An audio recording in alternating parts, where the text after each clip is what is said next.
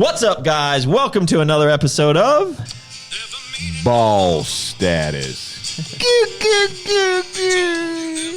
That's right. This is the podcast where we talk about the business of health and the health of business and apparently mustaches. I was eyeing him down. Yeah, I know. He was making sure it was right for this. The right curl, definitely. I could see it. So, David Dodgel, VP of Sales, Arms Race Nutrition. Patrick Mabe, VP of Sales, Core Nutritionals America Labs. And today we have a very special guest from down under. Is New Zealand considered down under? I believe it's the most down. The down, but like I know Australia, they're like down under, but like, can you say that? New Zealand's further down. Okay, so I can say that. Yeah, you can. All right, yes. Golly, you got aggressive. Oh, I listened to the podcast with Justin Weeks. Yeah. Over and Was it windy? nah, he was. He's so back like he this. was like over here. It's too, yeah. My bad. No, it's all No, good. you're good. You're good. All right, and well, maybe we should introduce you. This is our good friend. Why don't you introduce yourself, Shane? Shane from Stack. Yeah. STACK3D, sorry. Stack. Stack3D. Okay, so That was the official name. maybe we should start right here because everyone messes this up, and I think you just messed up your own name of your It's not company. going to matter because I have said Stack many times over the years. What was it intended? It was always intended to be Stack. I tried to get stacked.com with an E. Okay. It was taken. So kind of like Jacked. It was exactly like USP Labs. But yeah, that was the idea. I switched to the 3, but as I discovered, and as I said earlier, Jacked originally was with an E. I remember them telling me that And years it ago. was an IP thing, right? I don't know. They just said that the first run was with an E, then they moved to the 3. And so it was intended to be Jacked. And So do people refer to you as Stacked or Stack3D? I think everyone in the US calls me Stack3D, even if I tell them. Yeah. Even you. Yeah, Stack3D. So Stacked. Internationally, I don't think they always say Stacked. But All right, before we get into this, before you don't keep your elevated caffeine levels where they need to be to survive, because he's already had F-bomb today, which is about 500 mgs of caffeine. So we're going to just keep that rolling, that party going. So thank you, American Energy, sponsor for the show. Oh, that was aggressive. It was a little too much. I didn't.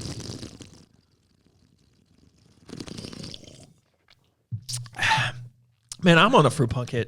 Fruit Punkit? What's a punkit? punch kick. Loving it.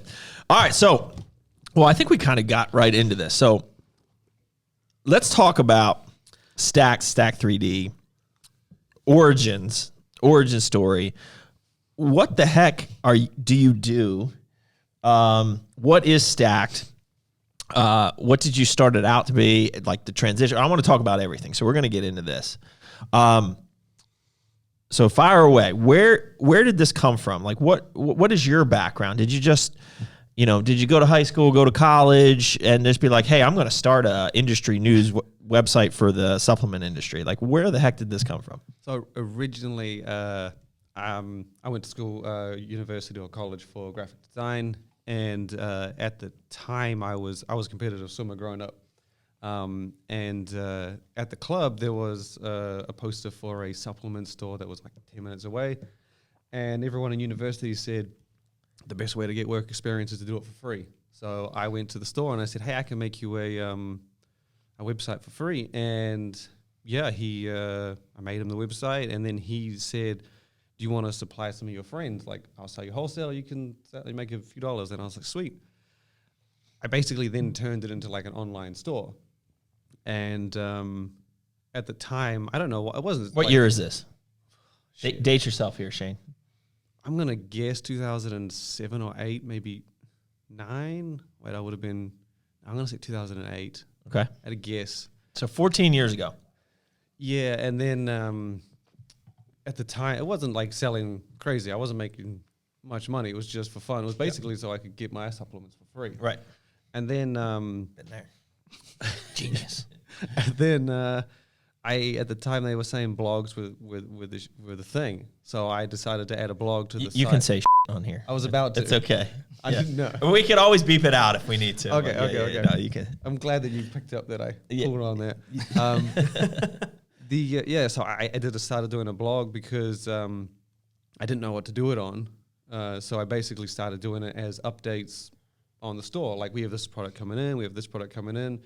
And then I was watching a bodybuilding.com Olympia webcast, and they had ads of this new supplement coming soon. And I Googled that. I thought this would be cool to get in, and I couldn't find shit. So I was kind of like, well, why isn't anyone sharing this? They're advertising this. Why isn't anyone talking about it? And so then I just started sharing teasers and previews and things like that. And originally it was for brands that I sold. And then it kind of slowly, when I looked at the metrics, I had done this for months. And then I looked at the metrics one day and I was like, no one from New Zealand was reading this website. So New Zealanders were coming to the store, but the audience for the blog was entirely American. And so kind of that night that I realized this, I rebranded it and separated it and then called it Stacked. And then I started sharing. STACK3D. Yeah, STACK3D, sorry. And then I added more brands that I wasn't selling and then just completely separated the two. And so were you reaching out to these brands to get like news or info of upcoming products, or were you just having to like go into forums and figure things out? How did you get your info to provide info? I was just seeing a lot of it on social, and I guess you have to realize that if you weren't following the brand, you wouldn't have seen it. So if I shared it and you're following me and not that brand, you would have been like, oh, wow, that's completely news to me. So it wouldn't have been like, oh, Stacked is a little late on this. That was pretty much Listen, how it worked. Stacked is never late. They're usually early. Way early. But that was kind of the thing. And over the years, we just started sharing things as soon as we saw it. A lot of people would just send it in to us, say, hey, I saw this at a store. It's not meant to launch for like 2 weeks. I'll put it on Stacked. And that was just literally how it went. And now I'd say 50, or maybe 60% of the stories we share now, people send to us. And then the rest I kind of stumble across, and sometimes people just send them to us. So it kind of, the way that we went about it attracted people to want to be on there. When did you start doing this full time? So for about 2 years, I think I was just doing it for free because I thought it was fun as hell. I was just doing it at night. And you're still in school at this point, or are you out of school? Yeah, so it changed to Stacked in maybe 2010 and 2011, somewhere around there. And I was we started expanding the brands, and then I think it was maybe I was just doing it at the end of the day, and then I think it was 2012 or 13. Some brand reached out and was like, "Can I advertise on Stacked?" And I was like, "Yeah, how much do you want to pay?" Because I had no clue. Right. And he was like, "How's $400 a month sound?" I was like, "That's better than nothing." So sure. And then I think it was just a sort of a domino effect because other brands were like, "Oh, you can do that." So then they hit us up, say, "Hey, how do we get what they got?" And then someone else came and said, "How do we get something bigger than what they got?" And then I think it was over maybe 2014, 15 was when it eventually became full time. What were you doing when this was your side gig? I mean, I was doing male stripper. I was doing. What were you doing? I think we hit us. See, we get deep into this podcast. So my parents ran a courier business, like a shipping company. Okay. So I did part time for them. I was an extra, so I did a lot of extra work on like TV shows. Like a lot, but like He didn't want to say anything. You're that normal looking guy in the background. No. I was so do you know the TV show Spartacus? Spartacus. I mean, it's not on now. It was going back years. I mean, I'm sure, probably, yeah. It was. Looking it up. You're a freaking Spartan? No. I was a dead Spartan. So like, golly. Because when I first got into that thing, I made friends with a dude, and he said play dead. He says if you try and take the front and they kill you, you're not allowed to be featured again. I was like, shit. So I every time they said, anyone want to volunteer to be up front? I was like, no. I'm lying down. I'm dead. And you could sleep all day, and they didn't care because they just wanted a dead body. And I did that. This is amazing. I was our equivalent, I guess, of 18. So wait, hold on. Could we like go into YouTube and find these clips and find? You're not gonna find me. You're not gonna find them. There is maybe because like, dude, think like Roman. Yeah, it's like Spartans, in battles. So and like it's extras. It's not there's like so many. I purposely didn't want to be in front of the camera. Yeah. If you got more money, How much does that pay? oh, Like it was pretty good. decent. I think it was trying to remember off the top of my head. I think it was just better than nothing again. So I was like, That's sweet. amazing. And you got fed and everything. Have you ever told this story on a podcast? I don't think I've gone into detail. Yeah, like that's what I'm saying, because you were a little hesitant to. All right, what other jobs did you have? I gotta watch this now. Yeah, You're not gonna find me. No, I'm not gonna look for you. there's one scene, you know it. There's one scene because, and this was to the detriment of my strategy, was that I don't volunteer for everything. And so one scene, they wanted to make a human pyramid. And I was like, no, I'm not doing this. And so me and my friend went to the back, and then they made the pyramid and said, okay, the last people are going to run and climb the pyramid. And I was like, well, shit. And so they made us scale the pyramid. So if you can look into, I can't remember what episode it is. So three look up seasons. the episode that has a human pyramid. Yes. Yeah, it was called a turtle or something, and they went to jump up the shield and over the wall. We have I was homework one of to the do. 3 dudes. David is find this definitely. today. He's gonna find this. But it was weird because that was pretty cool because it was considered a stunt, so you got a bonus. But I was trying to not do anything. So you're a stunt double and act. Man, wasn't a what stunt can't double. you do? It wasn't a stunt double. It was, yeah. So the lead actor was at front, and then me and this 2 other dudes were behind him. But when you watch it through, you can see like clearly the extras are like, they're not caring about us. They wanted the front guy climbing up. But I can't remember how much money it was. It was much better than any other job I had. But yeah, So pretty much what you're telling me is you've never had a real job. Yeah, okay, right on. I love it. So yeah, I worked for my parents. I did the extra. I was the New Zealand equivalent of, I guess, AT&T. So I was I would sell phones, I guess. So I was hired as like a freelancer to a seasonal worker, you could say, to kind of educate people on phones and then direct them to the specific salesperson in the store. And then I did it so well that they said, hey, do you want to work on the weekends after my contract finished? So I did. I'm trying to remember what else I did. Oh, I also stocked, I did, the retail displays and like Walmart and stuff. So I did those for a phone network, which was kind of a spin-off of the job in the phone store. Trying to think of something else. So 2014, you're like, enough with all this. I'm just going to do this full time. No, so I only just chipped off each job one at a time. I was kind of like, it wasn't. But by 2014, you're all in at this point. Yeah, so I dropped each job one by one, and then it was at the Arnold, and then I can't remember why I did it. I was just like, I don't want to go back to that shit. So I called them when I was in the US, and I said, hey, can I just quit here? And they were like, yes. Well, let's talk about that a little bit. So, before we get there, so STACK3D, you basically share industry news. What do you consider news? And like, it's not just supplement. I see that it's not just specifically supplement industry. There's a lot of like almost CPG stuff. I guess that's because supplement brands are getting into more CPG. Literally what you just said is what it started as sports nutrition brands, Gaspari, Muscle-Dig, BSN, Optimum. And the reason we kind of grew was when I guess brands started doing protein bars, we were hit up by protein bar brands. And they were like, hey, you shared these guys. Why can't you share us? We only do bars. And I was like, okay, cool. And then you get hit up by a protein cookie, and you get hit up by a protein candy bar. And I was like, I guess it's not too far of a reach, and it's still similarly interesting. So pretty much every category that a sports nutrition brand would feel is worthy of touching, that's a category we try and comprehensively cover. Now, energy drinks. So how? So fast forward to today. How many like stories are you putting up on a daily basis? I mean, weekdays anywhere from 10 to 15. Weekends maybe 5, 7. Depends if I have time. So do you crank these all out at once? I mean, is it only you at this point? Yeah. So I usually do it all. Bro, when are you gonna get somebody to like help with that? I don't know.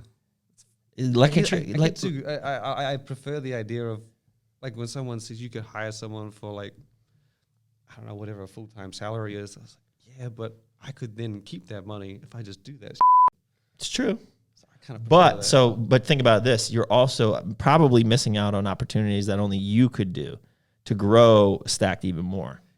That's the one thing I think someone says kind of the witty kind of thing. I think it's a sports nutrition website. Yeah. I don't think it's ever going to be like a $10 million business. It's not with that attitude. No, but I mean, like I've looked at some blogs and how much they sold in other industries that dwarf ours, and I was like, okay, so like I'm never going to come close to them. So if I were to, that would be ridiculously absurd. But then the thing is, if I expand my audience and expand my topics, I could probably get a bigger audience. But my issue there is that then people like yourself would be like, well, why the I want to go to Stack? Because it's So how do you monetize right now? pretty much ads and the Stacked Expo. So the Stacked Expo. I was gonna say, in all the time we've done business, I don't think you've ever tried to sell me. No, like Ever. Like so like I honestly don't even know. Like I didn't even know people were paying for ads. I just thought this was like it's not a good business move, is it? no, well, I mean, like, yeah, well, it's like you've never tried to sell me. Yeah. I mean, obviously the expo thing, we pay a little for the brands to be involved in that because I mean, but there's legitimate work and setup and all that. But he wasn't like selling you. No, He was just not like, at all. hey, like I'm doing this expo. Like, like, if you want to do it, cool. If not, like, cool too. It would probably be, yeah. Yeah. I mean, it's good and bad, I guess, but I don't know. We've been fortunate enough to, like some websites will sell their ad space through third parties. I've only ever had people approach me. I've never actually gone to someone. But I mean, so just from a business point of view, especially if you had somebody helping you do this, couldn't you scale it to a level where there was even more detail if people pay, if you charge for it? So there's other business models in this industry, right? Oh yeah, like there's guys, the Price Plow guys, and even Fitness Informant. Like they have industry news, different business model. Yeah. So have you thought about offering maybe even a premium Stack service that people could subscribe to? I feel like because I'm going way. Listen, I'm not saying what you're doing is wrong. I'm just no. asking the question if you've ever thought about this. People have asked this before, and like I'm going back all the way to 2012. People said this to me. They said you should charge for an article, and I'm like, how many people do you think? Oh, I wouldn't pay for it. Yeah, exactly. So I was like, and they said, oh, you should See this right here? Collect that gold dust. Where's that coin at right here? That's what I'm saying. So it's and I knew this right from the start. I could have charged, but I was actually thinking on the consumer end because there's a lot of what I call like supplement nerds or circle jerkers that they just love the newest thing. They want to be like the cutting edge and you could probably get a group of 10,000+ people that will pay you $5 a month to get access to your exclusive news. Like I would pay $5 a month to get your articles. Yeah, there's no doubt about it. And then you could expand into like. Listen, if you want to do this, we can get this done, and I can take a little piece of this. It's crossed my mind, but the way we've done it it's kind of traditional news. Yes, isn't it? Would have CNN would have whatever big news website would be, they would share their news and they would sell ads to their many thousand viewers or whatever. Well, listen, so I want to say just personally that I totally respect what you're doing, and I absolutely love it because I come to, like, I joked, like, you never get a job at CNN, but it's because I feel like your news is unbiased, right? Completely. Yeah. I mean, and we work with the guys at Fitness Informant and Price Plow, and we literally, there's a payment there, and they have great business models too, but we view that on our side as part of our marketing team. It's an extension of our marketing team to help us, reach new. It's just like we budget X amount for ad spend in Facebook. It's just another extension of that. But I really appreciate it. And they try to be as unbiased as possible, and they'll tell us like, man, that's a well, we don't have products, but if we did, they would tell us that's a product, right? They've done that. Well, not to us, but to other people. They'll be like, I can't promote that because it's not a good. So we're like, no, you don't want me to do a video on this, right?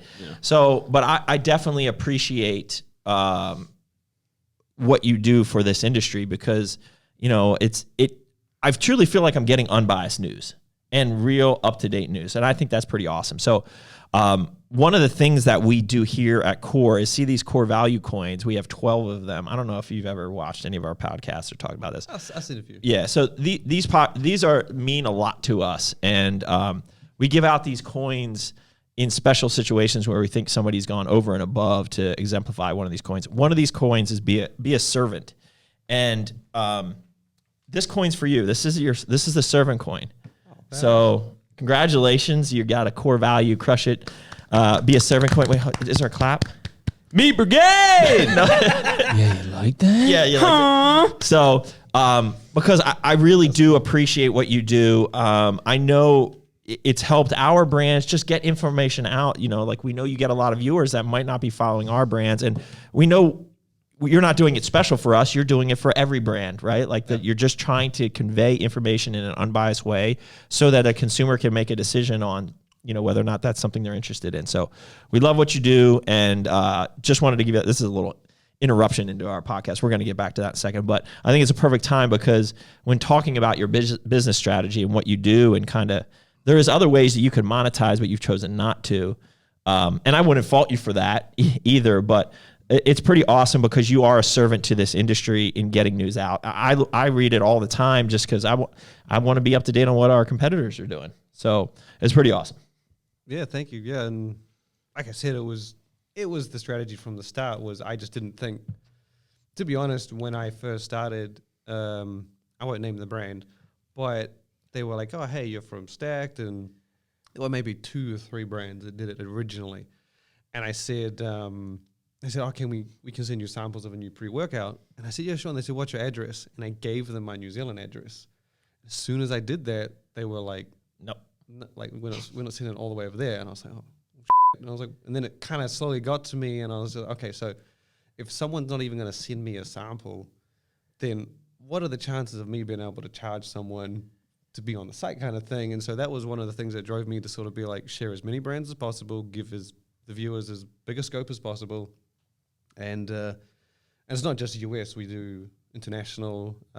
We get hit up by many companies from many different languages, and it's I think the strategy is reflected on the work, and I think that's why we get hit up. So let me talk about a little bit about that location aspect of this, because I find this interesting, and also the fact that you're doing 10 to 15 stories a day, and also on the weekends.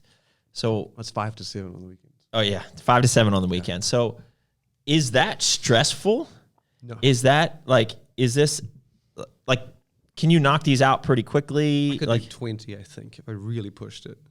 But you don't want to have, I think 10 to 15 is my ideal amount. Like, you don't want to go on there and keep scrolling and be like, holy shit, it's only been like 2 hours and I've got like, yeah, you don't want too much. And you realize, like I said, it's a niche category. You don't want to have too much. You don't want to be overloaded with things. You don't want to scroll enough to see and be like, I don't care about this company in Belgium. You want to have some familiarity. So do you plan out your day? Like how? Like, are you doing posts today for tomorrow or a week from now, or how? So I wrote.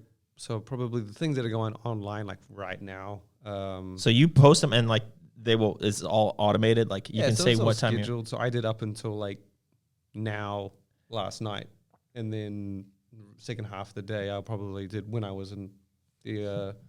Over there, sitting on the John. Yeah. And then I'll do my the nighttime one when I get back, and then I'll do tomorrow morning before I go to bed. But is there a day off? No, that's what I'm saying. Is it's not like it might not be stressful, but is there a day off? So no day off.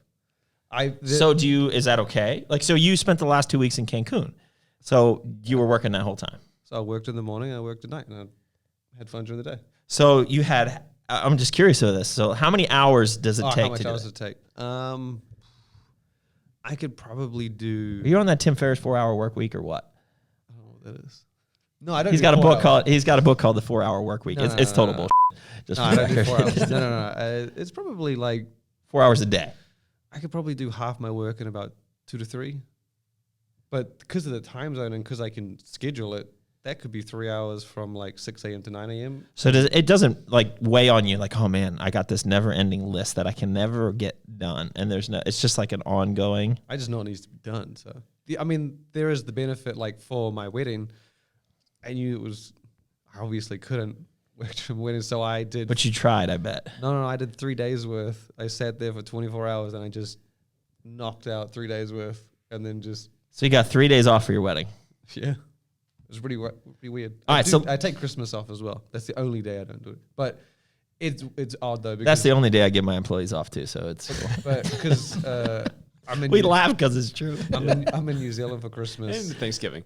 So it's Christmas in America is actually, I guess, Christmas Eve.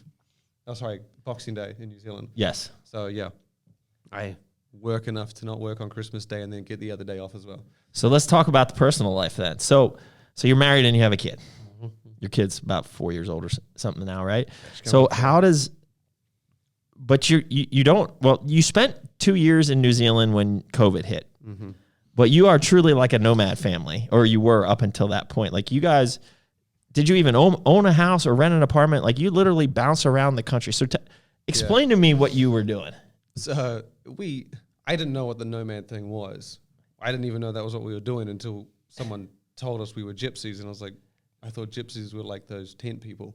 Like, with the I don't know, and I was like, this is, and then I looked it up, and I was like, holy shit, that's what we are. But the original reason we did that was. So what year did this start? Were you doing this before your wife or after you met her? So when we got married, maybe 2015, I think it was. Wait, maybe? You better know what year you got married, bro. I don't know exactly what year. Well, And anyway, doesn't matter. Yeah, I'm trying to help you out here, 15 or 16. Yeah. And she said to me, I want to go to Santorini. And at this point, I had never traveled great distances. And I said, so I looked it up. I was like, holy shit, this is a lot of money to go to an island in the middle of nowhere, like for 2 weeks. And she's like, 2 weeks and you can't work. And I was like, F me. I was just like, it's not even need. I'm going to find an alternative. Yeah. And so coincidentally, her uncle and auntie had just been over and said that you should come to the UK sometime. You can stay with us. And so I kind of put two and two together, and I said to her, so how about this? We drop our rental property where we're renting in New Zealand. Yeah.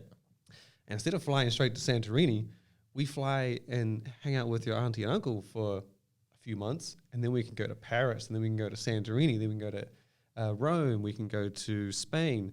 And she was like, hell yeah. And I said, the only catch is that I can't take time off work. And she said, okay, sure. Because I was like, this is fantastic. And it pretty much worked out to be the same price. I wasn't paying rent. And the flight over there was the same as it would be to Santorini, but it offset each other. And I timed a lot of what I did with work. So we went to Paris during the French Paris Supplement Expo. And so it was kind of business deductible. Absolutely. And that was kind of, and we kind of went about that several trips. And then while we were there for 5 months, and we hit all the usual tourist spots. And then. So where are you staying? We were like in hostels? No, we were with my auntie and uncle. So we basically. In the UK, and then you jump from there. And then you would go stay in a hotel? Yeah, when you're in the UK, you can fly to like Spain for like $50. It's cheap. So we were just going back and forth between country to country, and then just going back to the UK, going over to there, and back and forth. And you just get hotels out in the... Yeah.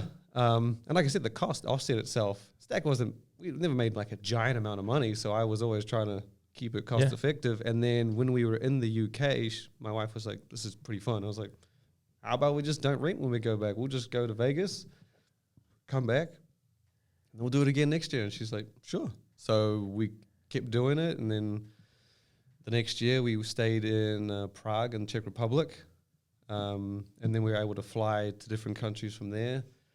And then, did you ever go to around the Dubai Muscle Show? We did the Dubai Muscle Show. I really want to go to that. I just think that would be cool. We did that the year, but I need it to go with somebody. Like it's good. I just don't want to I just feel like no, it's a very nice place. It's Dubai is. No, that's what we need a distributor. Is what we need. Yeah. It's pretty listen, we went to China, and I wanted to go to China. And I would not go to China without somebody with, and we had somebody. We had a handler. Like, I want a handler if we're going Well, it worked out great, but we didn't know what we were getting into. It was amazing. It was an experience of a lifetime. I'll tell you that. I would never go back, but it was amazing. One and done. We were meant to go to China. We had got a visa, booked our tickets, got the hotel. We were going to stay in Shanghai for the Shanghai Fitness Expo. So we were originally, the plan was to go. We know all about that expo. For I can't even remember the name of it now. They have a domestic expo, because I was very fascinated by the fact that domestic brands, everyone told me they were significantly cheaper than imported brands. And I was like, why don't they just charge more? And they said that they don't want to. And even my wife was like, I can understand why they wouldn't want to buy local. And I was like, this is confusing to me. And she was like, then I asked people, I said, where they sold. And I had never heard of any local Chinese brand, never heard of an actual brand from China. And so when I was talking to someone, they were saying that there are 2 expos. You get the, I can't remember, It's the Shanghai Fitness Expo is the big one that we were at. There was this, it's an abbreviation and it's an international one. And then there's a big series of expos that are run throughout almost every month of the year in China. And they have like 2 in Shanghai, 2 in Beijing, and then there's like bunch spread out throughout the year. And the big one was in Shanghai, and they said that's where you'll get to see all the domestic brands. And that was the plan. Not necessarily to try and help them with Stacked, because I would have said, look, we can share your brand if you have any updates. I know you don't give Do you know Chinese? I know a little bit. You do know Chinese? But not like when we were just in Mexico, and I would say to someone, do you know a little bit of English? And they would just rattle off sentences. And I'm like, that's not a little bit, that's English. Right. I don't know Chinese like that. Okay. I know, I can understand. What do we know? It's escaping me right now. Say means, is that bye? No, I'm gonna. Ni hao. Ni hao. Ni hao. That's hello. Nika.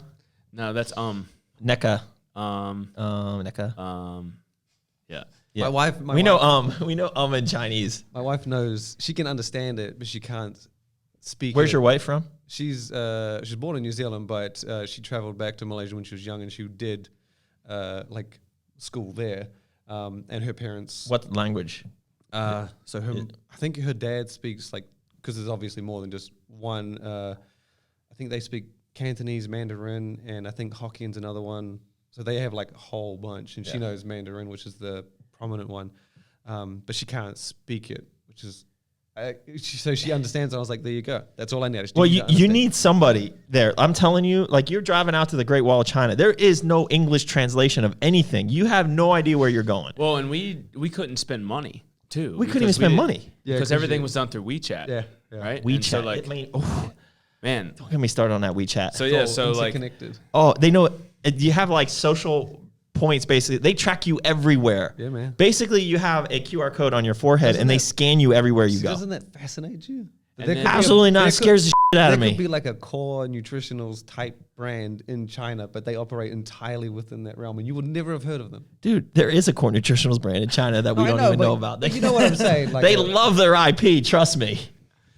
No, literally today we got a message about a brand. Well, apparently we exist in China. Like there's no radar like for police cars, right? So like they just from QR code. This point to this point, if you reach that point too fast, then you're speeding, and then you get fined or points against your social credit. But how do you test what you got under that engine, bro? Who cares? I just thought it was. It just fast. That's why I wanted to go. It's definitely wild. Listen, you live in a commie state too, so which one? How's New Zealand down there? What's the politics like down? I haven't been. When we left in February. Oh, you're gone. Did you sell your house? No. So we rented it. We pretty much renovated it, and then right when we've painted it, we left 2 weeks later, and rented it out to people. Oh, okay. So we didn't. We left, and we didn't know if we were able to come back because they still had rules in place where. Can you come and go now from New Zealand? I think we can. We have a ticket going back. What about Australia? Are they open at this point or no? I also hope so because I'm flying through Australia. Man. Because we're staying in Australia for a week, then to New Zealand in December. I believe it's back to normal as far as I know. So how was it living in New Zealand during COVID? It must have been absolutely terrible.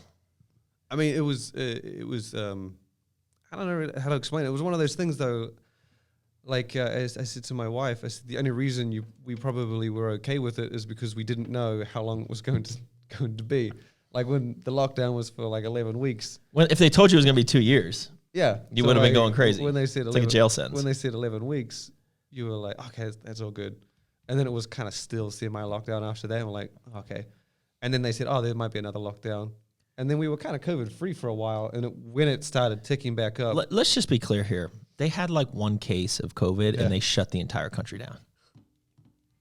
What are the people of New Zealand, how do they, man, we're getting into some politics here, boy. This is going to get good.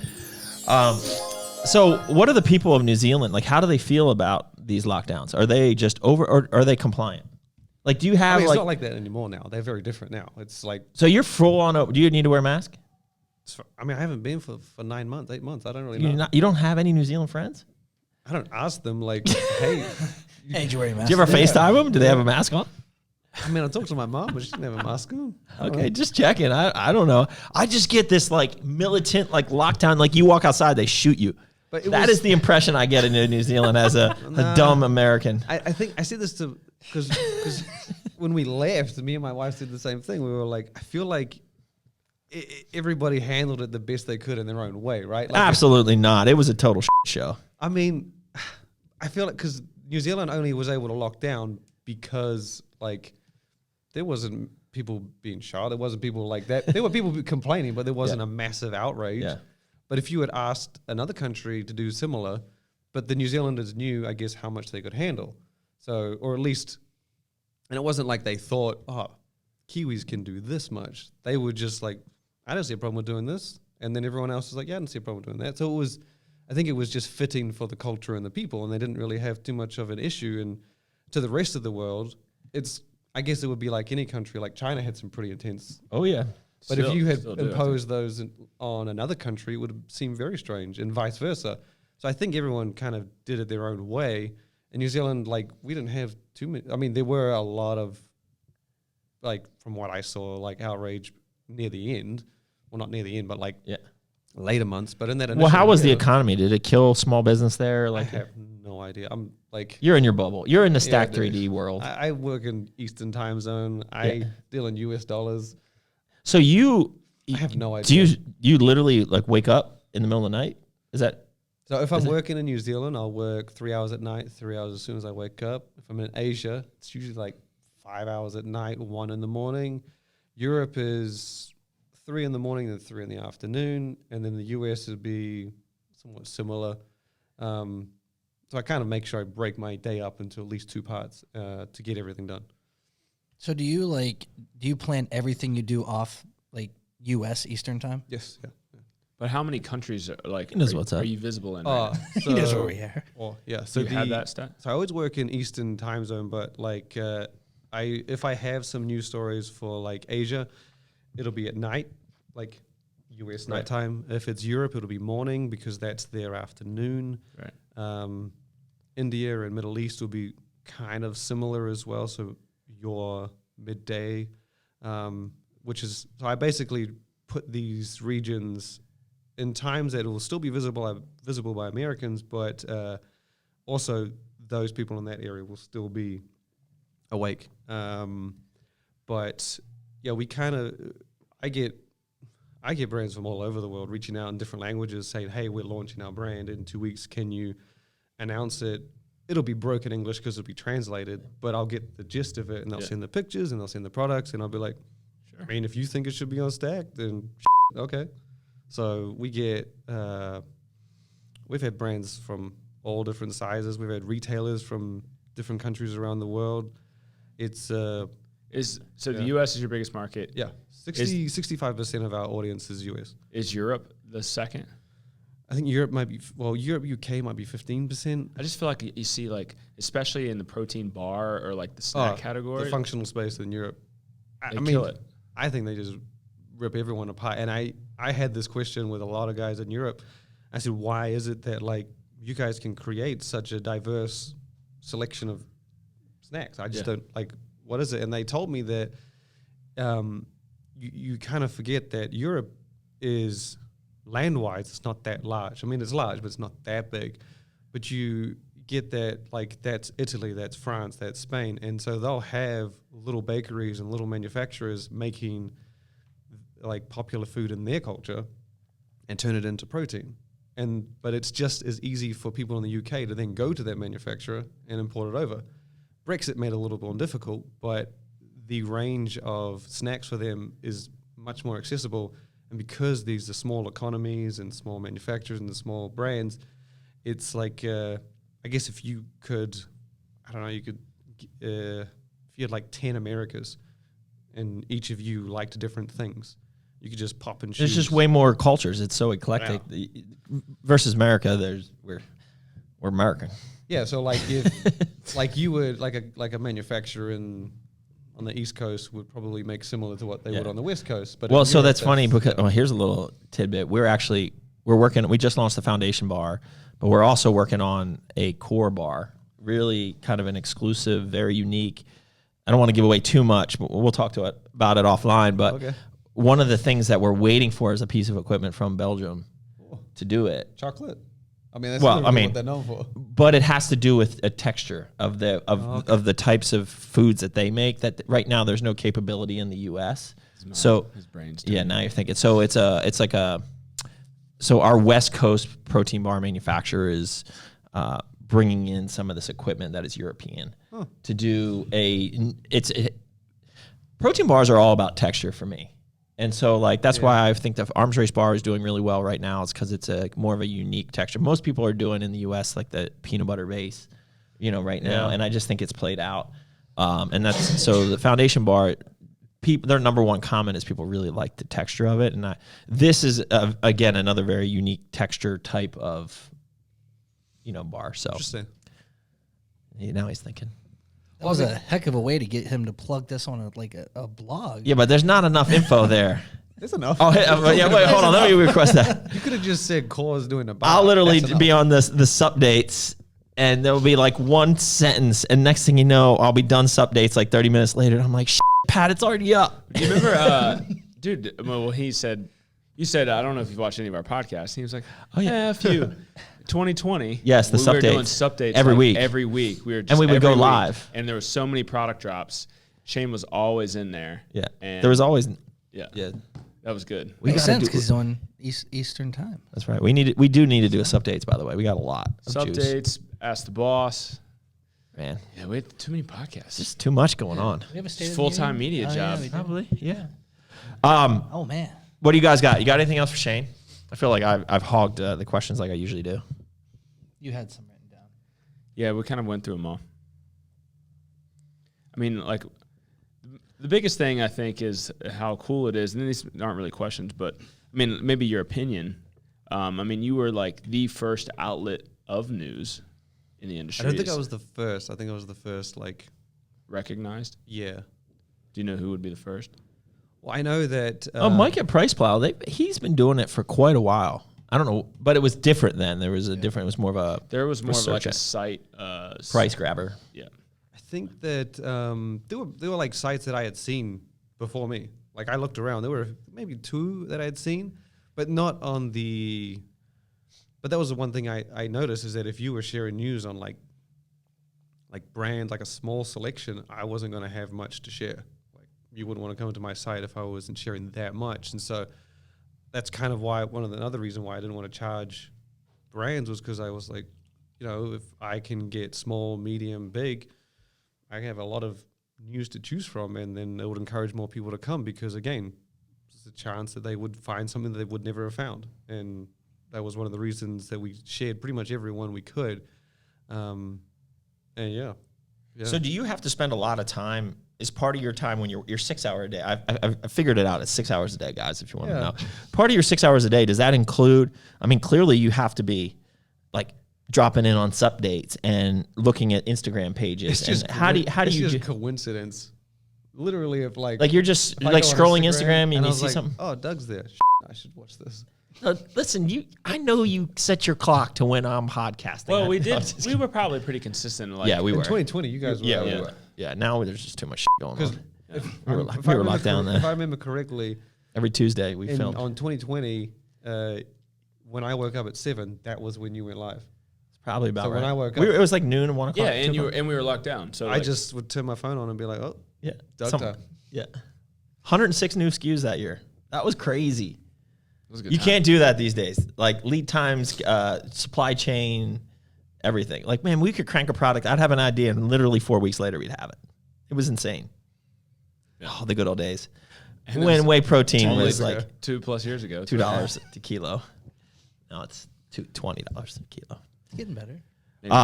So what does your wife think about this? Does she work with you at all? Does she help you at all? Or is she just like, that's Shane's stuff? She does a few things. She handles giveaways. When we do them. Yeah. She does a bit of the admin stuff. Literally the things that I don't like to do. Yeah. And pretty like if it's too tedious, like we've had to do a contract before, and What's a contract? I was like, I want to do this. Can you?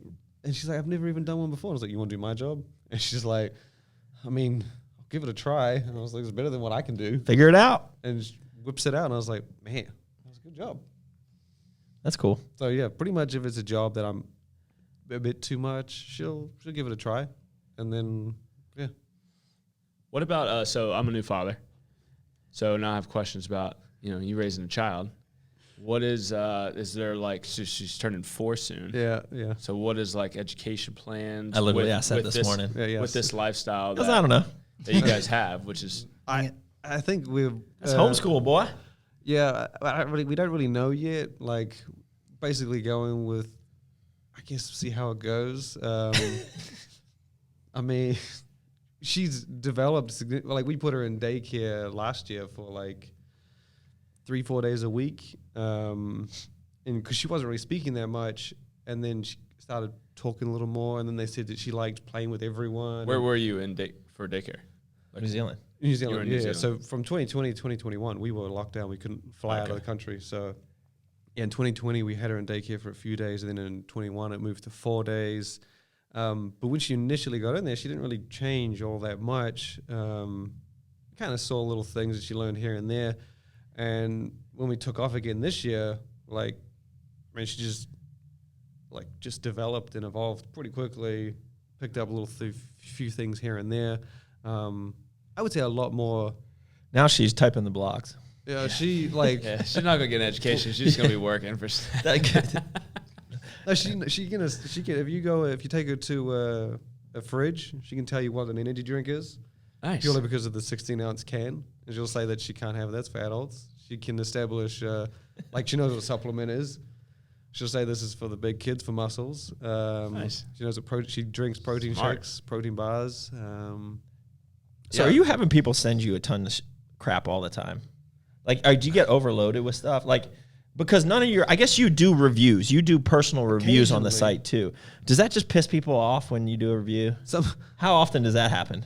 Or is it like every time? So the one thing is that I find the hardest part, you don't really learn or you don't even know until you've, I don't know, messed it up, is that, like you said, the concept is unbiased and the approach is extremely, like, it is that. That's the goal. Like, there's nothing really else to it.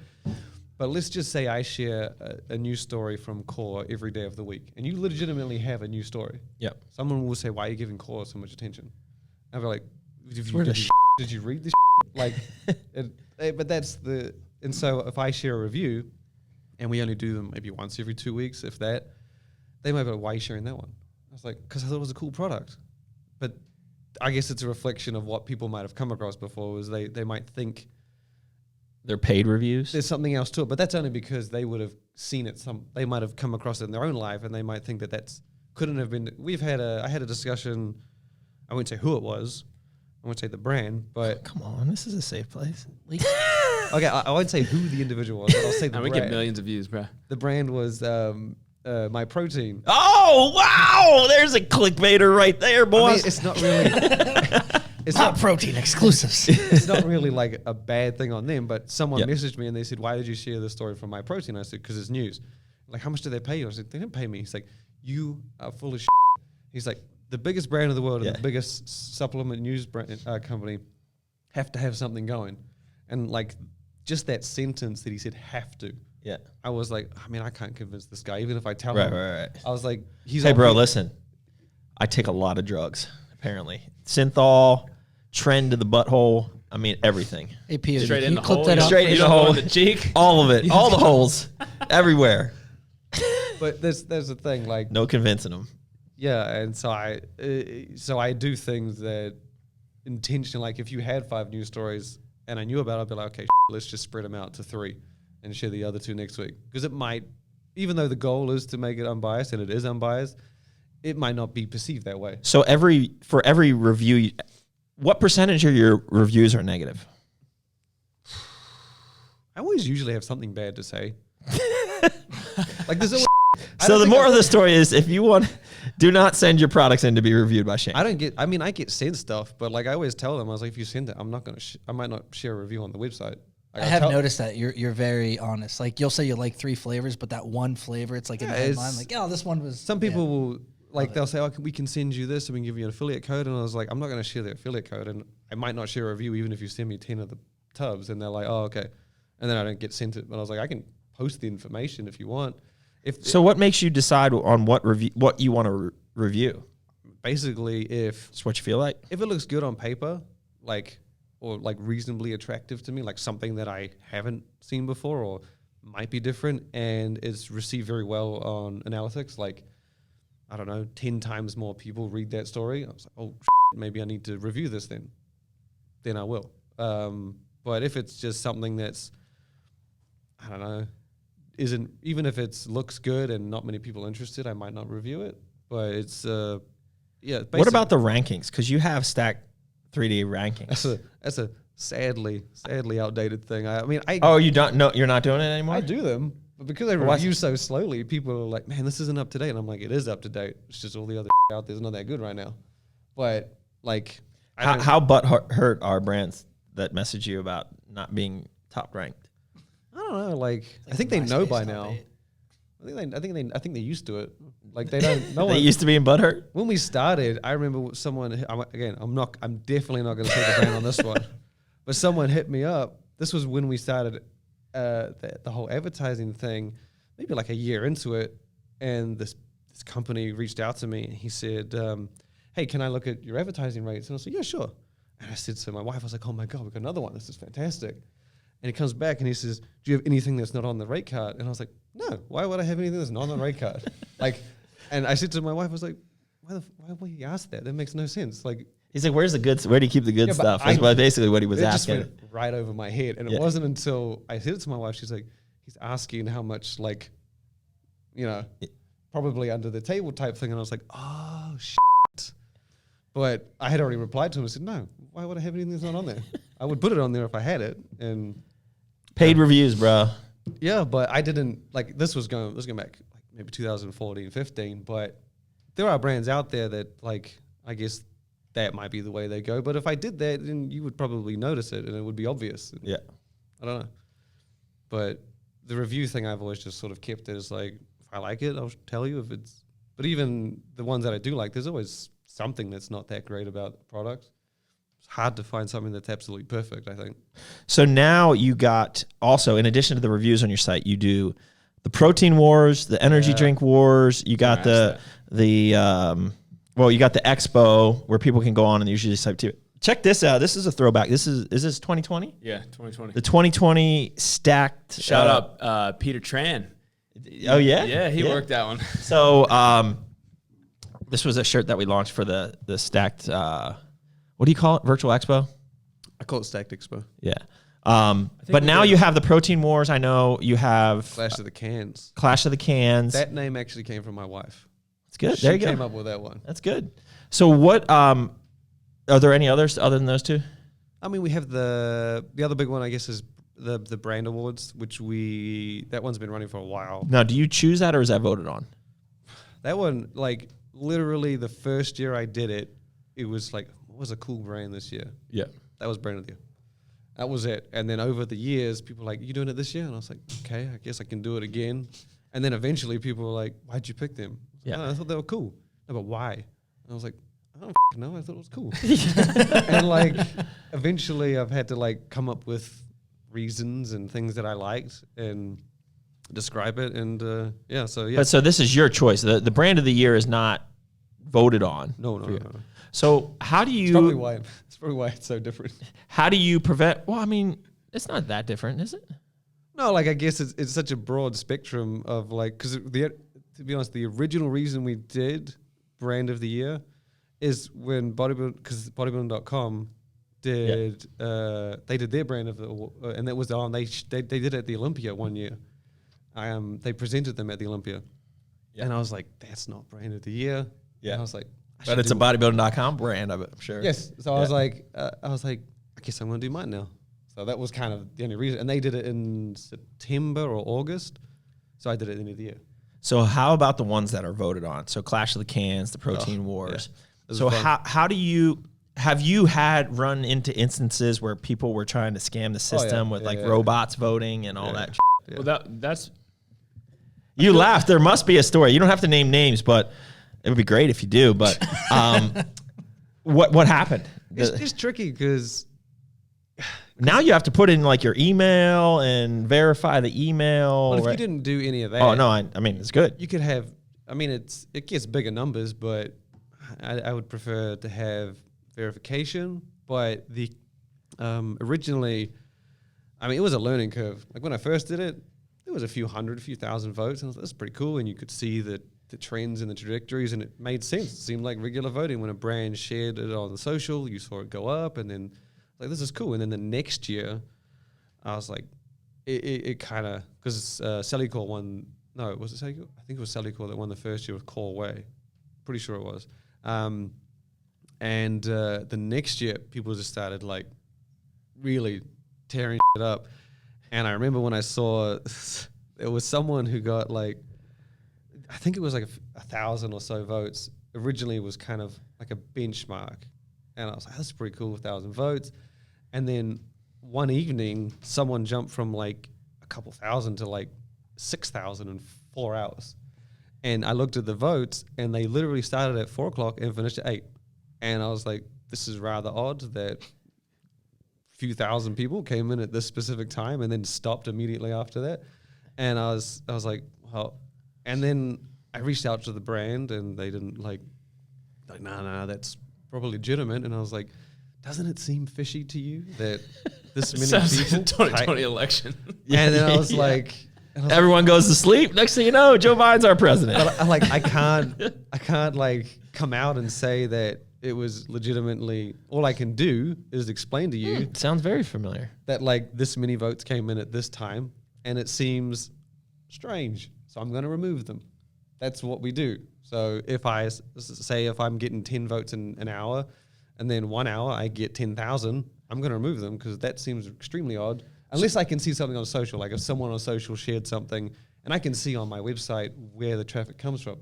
So if I see that it's literally 10,000 people coming into my site directly, not from a link, that seems a little bit strange to me. Yeah. And so we'll look at it, and you can track various little details. But has that gone away since you've done the email verification? They always find a way. They always find a way. But the other they have like 123@gmail.com, 1234@gmail.com, 12345@gmail.com. One day, in person, voting. We'll fix it.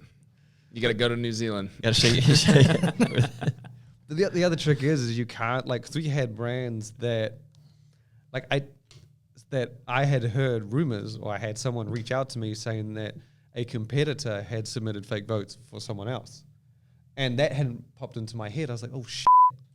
Like, they could be trying to get them disqualified by making it look like they're cheating. Yeah. And I was like, oh, shit. So, like, now I just, like, I'm like, there might have been some fake votes. They might not. Either way, if they were taken out. And you can't say, oh, these guys might have had them. And then someone will be like, oh, so they cheated. And I'm like, no, because someone could have put them in. Or a fan might have got eager and done it themselves, and they might not have. So what's your benchmark at taking them out? Just gut? To be honest, if it looks natural, then I mean, I can't really like take them out. If it's usually you can tell when it looks odd. It's pretty obvious. So brands are still actively doing it. Oh yeah. I mean, we started doing the custom championship ring in 2015, 2016, I think. Core Pro Foundation coming at you this year. I mean, Protein Wars. I don't really. People fight for it. I just like, look, go for it, man. I make the ring. I don't make any money off this. I'll give you the ring if you win. That's it. Are there diamonds in that ring? No, I mean, you heard my business model. Yeah, pretty much. He doesn't have employees. Yeah. All right. Yeah. Well, we're going for the ring this year, boys. It does have red. Cubic Sarconia. It has red jewels in it this year. Ruby. I don't know though. I mean, it's just like jewels, fake jewels. So I do have a question. So you've been doing this a while, obviously. Yeah. So right now, I guess I would say a twofold question. What do you feel is the most popular trend current year, and where do you see the next most popular trend probably a year from now? The current one is energy drinks, but I feel like when America Energy did it, I was telling everyone at that time, because this was when I hadn't heard of Bang that much. Bro, you know what our pitch was? #1 rated energy drink by STACK3D. Boy, every place I said that, we got in. Every time. We're the #1 rated energy drink, boy. Over 1 billion sold. Because was that 2017, 18? Memorial Day 18. But that's when there was literally only, was- BSN had one.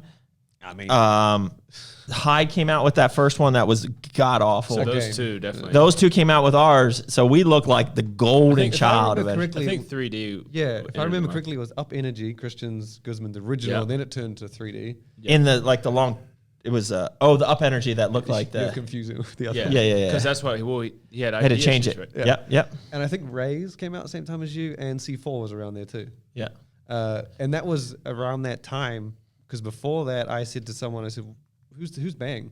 Because I hadn't heard of them before until 2015 or 16. And they're like, oh, he's just some Crazy. exaggerated energy drink. I'm like, yeah, but this dude's doing like parties with 4 booths at every single expo. He has to be making money. Yeah. So why is no one else doing an energy drink? And they thought I was stupid. And I was like, if you paid me money, you would be taking this advice seriously. But and then you guys hit it. And yeah, I'm pretty sure C4 was 2017 or 18. Rays was around that time. Up, and now 3D Energy, and that was the time. So I call it a trend now, but I think it started kind of then. Totally. And now everyone's jumping in. Yeah, it's crazy. Like, every week I've got new ones reaching out, because that's the reason we started sharing dedicated energy drink brands, because C4 dived in, and then someone was like, hey, you should share Rockstar's new flavor. You should share Monster's new flavor. Now we get reached out by Monster itself and Rockstar, and all these companies are sending the news. Bro, they got some marketing budget to throw at STACK3D. Yeah, We gotta have a talk. We're gonna blow through STACK3D up next year, boy. you have to We're understand. getting some Lambos down in New Zealand. Here we go. It's they connect to us, but the thing is when a bigger company, in my experience, the bigger the company, they'll roll it out to stores like, I don't know, let's just say October 1st, and then they'll announce it on November 1st. So I get people who are like real diehard energy drink fans who will message me saying, hey, I just picked this up. And then Rockstar or whatever will send me the press release like 2 weeks later. And I was like, I already shared it. What are you like? But that's just kind of is with the big companies. I would say that's the biggest trending one. The next one, which I think is still trending, is the expansion of gaming. I think that one is like, and I feel like it's not that it's overlooked. I just think that the fact that a G Fuel can exist and they literally only sell to gamers, and not only can they exist, they are that big, blows my mind. And I think that I think Bucked Up was talking about doing it a bit, was basically like sports nutrition has pre-workouts and protein powders, and then you try and sell them other things that might benefit them, such as multivitamins, post-workout aminos. I'm taking a wild guess and say that's where gaming's going. How people are only selling them like energy and focus blows my mind. But there are companies that are now doing meal replacements, protein bars, sort of multivitamins, sleep They need stuff. GDAs for those gamers sitting there drinking full cola and But Doritos. Yeah, Right. I think they're not. That's just what they have available to them. Like Pepsi markets to them. All these big food companies market to gamers. Mm-hmm. So I just see it as a giant hole that they would probably buy it if they could. They literally have just that one supplement, and they're buying it, and they've created companies that only sell to gamers, which is crazy. And it's just this one category of energy and focus. So I think that I don't really know what type of supplement, but I would see that as the trend, is finding more things that could be sold to gamers, because clearly they don't have a problem. eye with health. That's what I'm thinking. Eye health. But the thing, eye and brain. yeah, but that's the thing. I feel like sports nutrition brands making those for gamers is a tough sell for a gamer. Oh, it is. So like, and that's why when we launched Core Zone, we never tried to sell it as Yeah. a gaming supplement. Like it's a focus supplement. It's a study supplement. It's just like, Well, it's like if G Fuel made a pre-workout, Yeah. I would be like, I don't know if I want to buy that because that's Yeah. G Fuel. Yeah. But that would be like a sports nutrition brand trying to sell a multivitamin to a gamer. They would be like, I don't know, those guys sell test boosters. That's Yeah. a bit- Yeah. So I feel like it'll be gaming brands that expand that space. And I've seen a few that have done it. I don't know how they will, but they will. I mean, their audience is huge.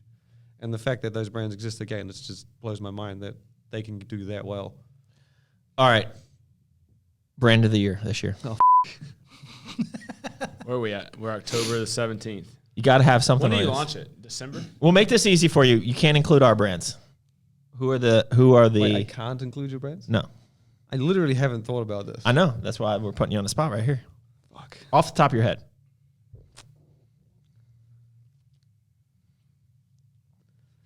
But the brands that Here we go. The brands that I'm going to throw out might not be nominated.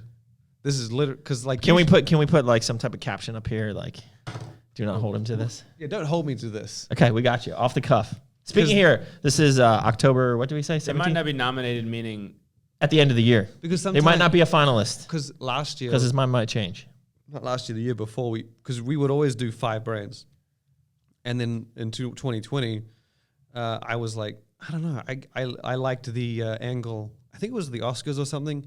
They would only nominate a varying amount, and I didn't like having to find 5 brands. I was like, what if only 2 are good? Okay, so I changed the amount that are nominated. So, and then is it voted on, or it's just? no, it's just me.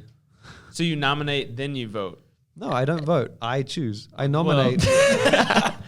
It's to build suspense. It's just, because there might be some people did good things that want to be recognized, Yes. that should be recognized. You want to give them an when you honorable watch a mention. movie, they say Academy Award nominee. Again, I'm not comparing me to Yeah, that. I mean, shoot. But Brand of the Decade nominee right here. yeah, Come on. See, I feel nominee is a cool It is. tag. Yeah. Maybe not to some people, but All right, so give me some nominees. Tentative. I'm gonna put Arms Race. Bro, you can't do that. He can put arms Oh, I race. just did. That's fine. This is his show. He gets to decide. Okay. Greg Doucette's HTLT. Oh, Really? that's out of the nowhere. I mean, You own that turker? that's the only one. That's the only. that's the only hesitation on that is he had that little problem with Turk. Listen, well, that's a whole other podcast. I could get into that because we have a Turk product. A lot of it has to do with testing standards, and it's not so. I felt I don't even know what their issue was, but Well, I mean, if you looked at his issue, I thought it was he explained it pretty well, and he had to have originally designed his product because it was called Turk Builder, but he never said there was Turk estrone in it on the label. But obviously, the name made you think. yeah, that I mean, and at the end of the day, it comes down to the standard, and it's not just Yeah. the standard; it is the method as testing. well, which makes it so much Yeah. different. So, But he's done Anyways, that brand compared to what it was at the start of the year. They've come out with a protein bar. They've added 2 more flavors to the protein bar. are they all direct to consumer? I don't really know. I mean, I feel like they must. I talked to him a little bit, but he's come out with 2 muscle builders. He's revamped many. He's done he revamped his pre-workout. He's come out with 2 other pre-workouts. He did the cool little twist of the beta alanine free versions. He's done a lot this year. Well, I mean, not him, but his brand has done a lot. Apollon, I think, is another big one. I'm trying to think of other ones. See, that would be 3 that come to mind right now. There might be more. So I thought you would definitely throw Rise in there just because of their growth into the distribution, doing Walmart and the different stuff that they had. I suppose my brand of the year is, the It's way I different. judge is a little bit I know. different. Like, Yeah. I've had people say to me, hey, we're now in Walmart. And I was like, I don't really, like, I don't care. I mean, it's cool, but the one thing that I always judge brand of the year on, like how I said originally, was I thought that was pretty cool. Yeah. Me as a fan. Yeah. So like a brand getting into Walmart from like let's just say I was a big fan of this brand and I bought them from GNC and then I can now also give them a Walmart. That's not that big of a deal to me personally. Yeah. Other people might be, but not to me. Makes So sense. the one thing I've always judged a brand on is evolution and how much more they can offer me. Like if you have 1 pre-workout at the start of the year and then you have 2 at the end, that's pretty cool. You now got giving me 2 options. Bruh. So obviously newcomers benefit greatly from this kind of judging. Yeah. But I do gauge it. Like if you're a brand that's been around for a while, I will obviously judge a little bit differently. Like if you're a new brand and you got a pre, now you got a multivitamin, now you got a protein. But if you're a big brand that's been in the Who business, won last year? we gave it to 3. We split it up basically across, because it was our 10th brand of the year. We split it up across like 3, not really different, but just sort of alternative style brands. You had a Pollen, Glaxon, and Obvi, the lifestyle brand. So it was kind of like a more diverse brand of the year. Well, then I have an idea, and I'm just pulling for it now. So Joey from Glaxon said it last year, but is there ever a thought just to put Doug Miller in there for having so many brands? I think Price Cloud did that. Did they? Yeah, they gave me an honorable mention, I think, on something because in their follow up or their explanation. They're like, if Doug Miller, listen, we got two new brands we're starting next year. I feel like DMP clothing. if you had just one brand rather than 3, like, and you put as much effort as you did in just the one, it wouldn't be as fun. That's never. I know possible. it wouldn't, but I'm just saying, like, Wouldn't be as fun. But yes, I mean, we do have, that's the overall brand of the year. We do have little categories, but yeah, that would be. But we've always judged. Everyone gets What butthurt. would be cool is if you did like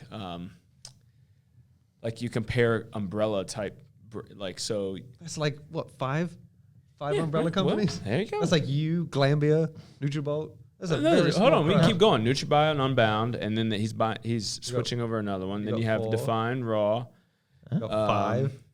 Core Nutritionals and Arms Race Nutrition, Yeah, America Labs, and America Energy. Who's got doing all that across different That's what I'm categories? saying. We got like 5 umbrella companies. That's, No, there's probably more out there. It probably is, but it's a very small crowd to like base it on. But we just judge basically on the individual brand. And like I said, as a fan, if you can give me more throughout the year, then that's pretty much what wins. And people will say, well, what about going into GNC? And those are cool. But like I said, we gave you 106 new I don't know, SKUs in I was 2020. about to Let's say, go back to did 2020. Did Ghost win? Ghost won. And in fair, like okay, and I know people get butthurt. I was not butthurt at all. I actually, I was butthurt. Oh yeah, maybe I was a little bit. My butt was puckered the whole. You're like, we killed it. We launched things. Well, Core, I personally buy like 3 brands: PES, Core, and SNS. Like those are the ones that I buy regularly myself. Serious Nutrition Solutions. Yeah. Is that the breakdown? They were out of Danville, Virginia. Really? I don't know where they're from. This was my Golly. wife's hometown in Okay. Podunk, Virginia. Yeah, but like, Yeah. So that year, I wanted you guys to win. Just so you know how unbiased it is. If you look back on your records, you could probably see my sales going back a very long way. I'm just imagining you yelling at yourself in the mirror. Like, it should have been Core. Well, wait a second. If we wanted you to win, all you had to do was type Core. we already found out the votes are rigged right here. So But it was, because it was a good year for Ghost. Ghost did some cool the stuff. one too. thing Yeah. that put Ghost over you for me, because I was rattling it down, like going back and forth. You guys had very impressive years. You expanded your lines drastically. You improved the variety incredibly well. You revamped a lot of supplements. So did they. But the one thing that we do reward slightly more is when you enter an all new kind of format. And that was the year that they did the energy drink. I think it was the energy drink, yeah. Well, technically, that's a different company, isn't it? Yeah, I but think we same need to go brand. back and check the vote. Same brand. No, I'm just The one vote. So realistically, like, you're clearly a fan of this stuff, right? Like, Yeah. I watched you look at Clarity, and I get all giddy because I love when people like ingredients. How much do you current day research the new ingredients coming out and the new compounds? I think Like, he has to with all the articles he writes. that's what I mean. Like, you spend mean- 6 hours, but is that 6 hours also included in the Yeah, research? that's the one thing that my wife doesn't like, is that when I'm like, that's 6 hours writing, replying to emails and So you're on there. You're doing this. I'll be in Perusing. the car or I'll be on the plane and I'll just be like, this is not work. This is Yeah. It's reading. this is just my fun Enjoyment. Yeah. You look through Facebook, I look through Facebook. It's just Stack's Facebook. Yeah. Whatever. It's the Yeah. same thing. And yeah, so I guess it's. But then I have the benefit of ingredient companies reaching out to us as well. So they sort of come to us. We've had many announce new ingredients through us, and because, like you said, you like to see what competitors are doing. It's an ideal place for them to share their stuff. And it's like some big advertisers of ours are premium ingredient companies now. So, and I guess that's, like they said, the amount of traffic it gets versus other kind of industry, I guess ingredient industry websites is similar or better. So I guess that's why they kind of see the benefit there. Cool. What you got? You guys got anything else? We're already way over time. I have to pee. We usually take about an hour, but But you came here from New Zealand. yeah, you came all the way from New Zealand. Well, actually, he came here from No. We'll say Mexico. New Zealand. We'll say New Zealand. Yeah. All right, guys, that's a wrap. Thank you for tuning in. Until next time, keep crushing it.